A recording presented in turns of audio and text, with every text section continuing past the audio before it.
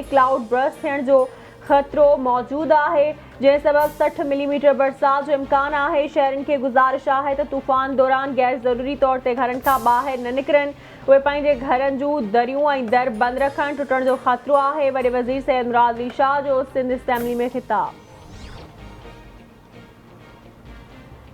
ज़ाहिरी तौर ते सामुंडी तूफ़ान जो रुख उत्तर ओभर ॾांहुं है। सिंध जी सामुंडी पट्टी तूफ़ान ऐं बरसातुनि सबब मुतासिर थींदी। सिंध ऐं बलोचिस्तान में एमरजेंसी लागू कई वई है।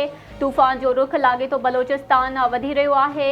NGMA लाॻीतो राब्ते में आहे। तूफ़ान जी रफ़्तार 100 किलोमीटर ऐं छोलियूं 12 फुटनि ताईं बुलंद थी सघनि थियूं। वफ़ाक़ी वज़ीर श्री रहमान जी प्रेस कॉन्फ्रेंस संदसि चवण है तो 15 जून ते तूफ़ान सामुंडी पट्टी सां टकराइजी सघे थो।